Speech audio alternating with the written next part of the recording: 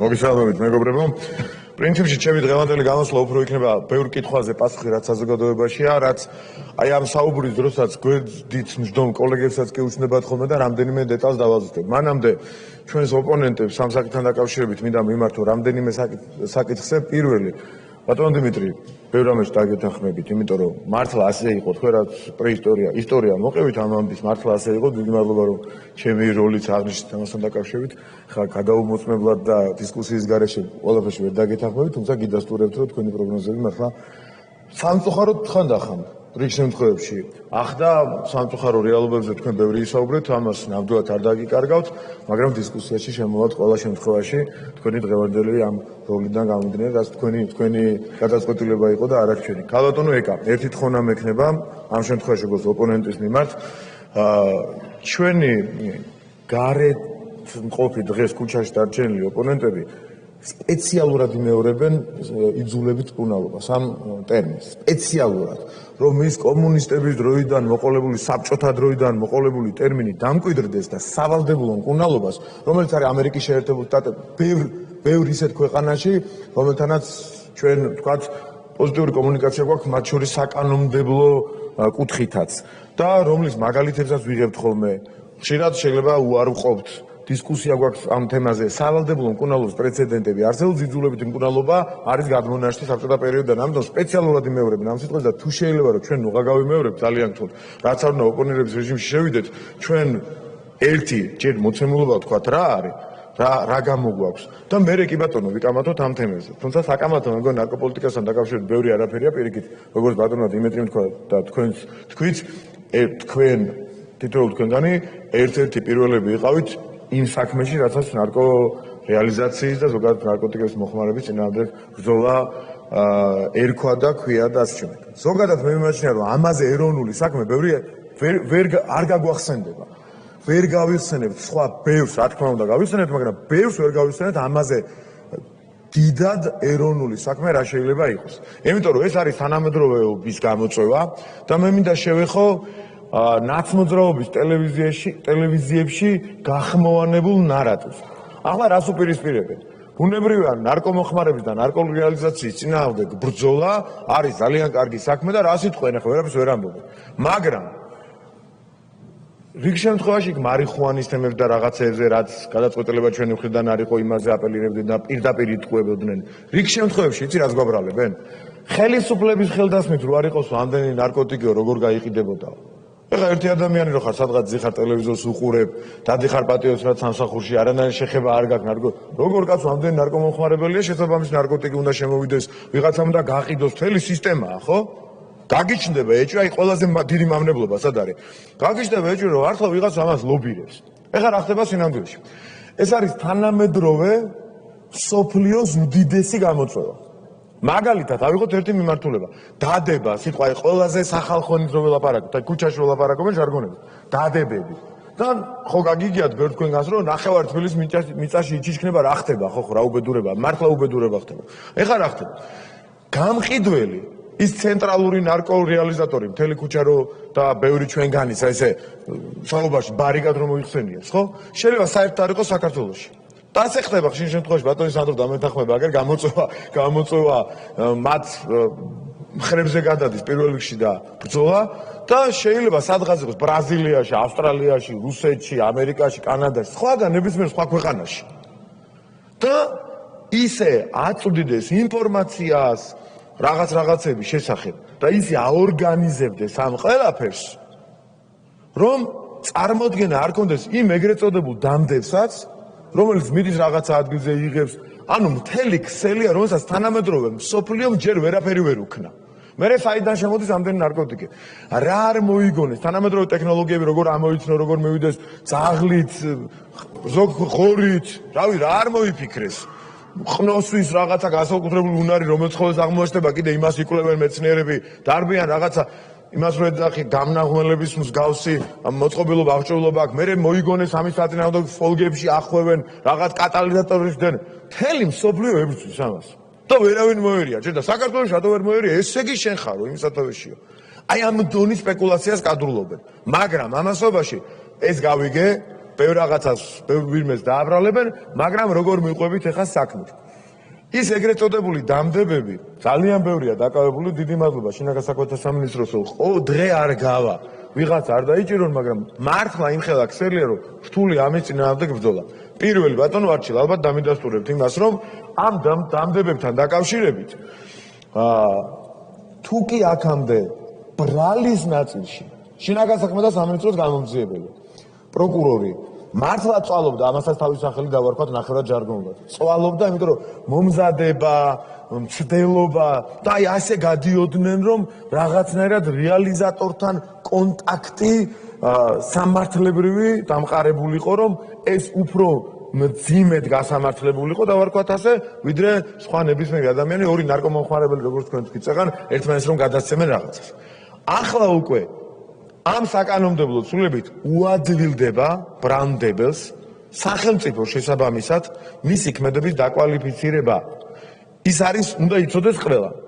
აი რომ სადღაც მივა, სადღაც წაიღებს, ჩამარხავს და მერე მიწერს, მყიდველს, ის ნარკო რეალიზატორია. ის არის გამყიდველი. თანამონაწილეობის ფორმები ქართულ და არა მხოლოდ ქართულ სამართლებრივ სივრცეში არსებობს დამხმარე, დამქეზებელი, ანსულებელი და შემდეგ, ხო? 4 თანამონაწილეობის ფორმა სულ. ანუ ის ადამიანი, რომელიც თვითონ მიდის სადღაც იღებს, მარტო ის კი არა რომ ვიღაცას რაღაცაში ხელი შეუწყო და ასე შემდეგ, ჩვეულებრივი ამსრულებელიც არის, მე რომ მკითხო, მაგრამ როგორც მინიმუმ ყველაზე ცუდ შემთხვევაში, კრიტიკულ შემთხვევაში ის არის დამხმარე გასაღებაში. ის ყიდის ნარკოტიკს, ამიტომ ჩვენ შეგნებულად სიტყვა გაყიდვა, რომელიც სავარაუდოდ ბოლოში აქვე წინასწარ ვეკითხოთ, სიტყვა გაყიდვა ალბათ არ დარჩება. მე გთავაზობთ, ჩვენ ბევრი გვილაპარაკე ამ თემაზე, ბატონო სანდრო, გთავაზობთ, რომ აი ესეთ ფორმულირებაზე მეორე მოსმენამდე ვილაპარაკოთ, რეალიზაცია რეალიზება რაღაც ასეთი ფორმა მოვიფიქროთ, რომ თავის სახელი დაერქვა და თან თანხმედრაში იქნება სიტყვა ნარკორეალიზატორთან, რომ იმ კანონშიც, რომელიც შემდეგ თანხმედრაში უნდა იყოს, რომელიც მიხედავს ქონების ჩამორთმევა, სახელმწიფო საკუთრებაში მიქცევა და ასე შესაძლებელი იქნება, რეალიზება იქნება ყველაზე კარგი სიტყვა, რომელიც იმას გამოხატავს, რასაც აკეთებენ. პრინციპში გაყიდვა არის სამოქალაქო მოხმარებაში სწორი სიტყვა, ასევე სამართალში შეიძლება, ამის წინააღმდეგიც არა. და რაც შეეხება სხვა სახის გადაცემას, დავარქვათ გასაღება ყველაფერს, ან თუ გნებავთ, ვიმსჯელოთ ასე მეორე მოსმენის საკითხი, მაგრამ ვიტყვი, ვიმსჯელოთ ასე, რომ გადაცემა ნებისმიერი ფორმით, მაგრამ რეალიზაცია და რეალიზება არის კარგი, იმიტომ რომ მაგალითად ერთმა ადამიანმა, რომელსაც ფული არ აქვს, ნარკორეალიზატორს გადაცა რაღაც საგანი, ტელეფონი დაუშვათ. არ გაუყიდია, გაუცვალა. რეალიზება არის თუ არა? არის თუ არა ნარკოტიკის გამსაღებელი, გამყიდველი, აქამდე გამსაღებლად წოდებული, გამყიდველი, გაყიდა პრაქტიკულად, ხო? მანქანაში გაუცვალა, ფადღირებულში თუ ძვირადღირებულში, ტელეფონში რაღაცა ნიშნავს, რომელსაც გარკვეული ფასი გააჩნია. რეალიზება მოახდინა, ის არის ნარკორეალიზატორი. და ამას მე მარტო დეპუტატების და საზოგადოების გარკვეული ნაწილის გასაგონად კი არა, მათ გასაგონადაც ვლაპარაკო. პირველ რიგში, იმიტომ რომ ეს გააცო რაღაცა ფორმები თუ შეიძლება ეგრეთ წოდებული, ბოდიში ამ სიტყვის გამოყენებისთვის ლაზე იკეთეთ, მოიფიქრებს, უნდა იცოდნენ რომ ის დამდები, რაღაც წავიდა ვიღაცას მოუტანა, შეუგროვა, რაღაც ყველა არის რეალიზატორი. გაუცვალა ტელეფონში, გაუცვალა რაღაც ფასეულებში, თუნდაც 100 ლარი რომ ხდება, ის არის ნარკორეალიზატორი და მოექცევა იმ ჩარჩოში, რომელიც ყველაზე მძიმე, რა სიტყვით ავსახავთ, გასაგებია ეს მეორე საკითხი, მეორე მოსმენის, მაგრამ ყველა მათგანი ნარკორეალიზატორების ნუსხაში შევლენ საბოლოო ჯამში. ამიტომ ეს იქნება ერთ-ერთი მყარი და მკაცრი მიდგომა, ხისტი მიდგომა ნარკორეალიზატორების ნებისმიერი ფორმის ნარკორეალიზატორების მიმართ. ასევე არსებობს კითხვები იმასთან დაკავშირებით, რა შემთხვევაში ენიშნება სავალდებულო მკურნალობა. გარდა იმ შემთხვევისა, როდესაც ჩვენ საუბრობთ, რომ მაგალითად ადამიანი დააპატიმრეს, შემდეგ მიუსაჯეს სასჯელი, მიესაჯა თქვა 3 წლის თავისუფლების აღკვეთა, შესაბამისი სარეაბილიტაციო ცენტრი უნდა იყოს თქვა ეს მომავლის საკითხი და აქ პრობლემა გვაქვს. ეს უნდა ვაღიაროთ და უნდა უთხრათ გულწრფელად ჩვენ საზოგადოებას, რომ დღეს სახელმწიფო მზად რომ აი ყველა ამათგანს მაგალითად განიხილებოდა აქტიურად უმრავლესობის ხომაზე გახსოვთ და საზოგადოებასაც გავუმხილოთ, არ არის დასამალი, ალტერნატივი შეთავაზება. თუმცა საქართველოს კი არა. პრაქტიკულად სოფლიოში დღეს არც ერთი სახელმწიფო მზად არ არის იმისათვის, რომ ყველა ადამიანს, რომელსაც დააკავებს ნარკოდანაშაულისათვის შეთავაზოს, შენ თუ მომხმარებელი ხარ ამავდროულად და რაღაც გიჭირს, აგერ შენ სასჯელისგან გაგათავისუფლებ და სავალდებულო მკურნალობა, ხო ხედავთ თქვენი გავლენის ქვეშ მოვეკეთ იძულებით კი რაღაც წამოს და სავალდებულო მკურნალობას დაგინიშნავთ, ან სხვა სახელი დავარქვათ, კიდევ უფრო რაღაც ჰუმანური. ამის საშუალება პრაქტიკულად სოფლიოს არც ერთ ქვეყანას არ აქვს, მით უმეტეს ჩვენ ქვეყანას სამწუხაროდ ჯერ არ. ღმერთ მაქნას რომ მოვიდეს რომ ნარკომომხმარებლებს ისე შემცირდნენ და სახელმწიფო შესაძლებლობებს ისე გაიზარდოს ეს ორი მონაცემი ერთმანეთს დაემთხეს ძალიან კარგი, მაგრამ დღეს ამისი პრაქტიკული საშუალება არ არის. ამიტომ სიმართლე შევხედოთ თვალებში. მეორე ამაზე ვილაპარაკეთ ჩვენ უაღრესობის თომაზე საზოგადოებასაც ვაცნობოთ ეს ამბავი, ამიტომ გადაწყვეტა არის ერთადერთი რომ დაეციო რაღაცნაირად ჩვენ ამ მოვლენებს, არის ის რომ როდესაც მიუჯი რაღაც სასჯელს, მას იმ შემთხვევაში თუ ექსპერტი გეტყვის სხვა მტკიცებულებები შეგროვდება საიმისლოდ ეს საჭიროება სავალდებულო მკურნალობა დაუნიშნო სასჯელის დამატებით სასჯელის სახით სავალდებულო მკურნალობა. ახლა აქ იყოფა ორ ნაწილად. ერთი საპატიმრო დაწესებულებაში მოხვედრილი ადამიანების მიმართ და მათაც შეიძლება დაინიშნოს და უკვე ციხის გამოწვევა და პრობლემაა რომ სარეაბილიტაციო რაღაც ცენტრი შიგნით შექმნას ნელ-ნელა და რაოდენობაც შესაბამისი იყოს რესურსით და მეორე საუბარია ასევე იმ ადამიანებზე რომელსაც შეიძლება დაენიშნოს არასაპატიმრო სასჯელი. პირობითი მსჯავრი, მაგალითად, თქვათ შეძენას შენახვის დროს ხშირ შემთხვევაში ვიცით პრაქტიკაში რომ ენიშნება პირობითი მსჯავრი, ჯარიმა და ასე შემდეგ, მაინც და მაინც ის რომ ნარკომომხმარებელი ციხეში გაუშვა არ არის აუცილებელი და მას თუ დაუნიშნავ სავალდებულო მკურნალობას ან არ დაუნიშნავ ბევრ მათგანს მოკლედ ერთ სიტყვით არასაპატიმრო სასჯელი ეფარდებათ ხოლმე და იმ შემთხვევაში თუ მოსამართლე თავის დისკრეციული უფლებამოსილების ფარგლებში ჩათვლის რომ უნდა დაენიშნოს სავალდებულო მკურნალობა, ანუ ადამიანი არის პირობითი მსჯავრის ქვეშ, მისჯილი აქვს სასჯელი და ამავდროულად სასჯელის სახით დამატებით დანიშნული აქვს სავალდებულო მკურნალობა და აი ამ შემთხვევაში სახელმწიფომ წლების განმავლობაში უნდა ცადოს რომ რესურსი გაზარდოს, რომ ერთი მხრივ შეამციროს ნარკომომხმარებლების რაოდენობა, რაც ურთულესი ამოცანაა და მეორე მხრივ დაეციოს რესურსი რომ რაც შეიძლება მეტ ადამიანს ასეთი მკურნალობით დაეხმაროს ამავდროულად.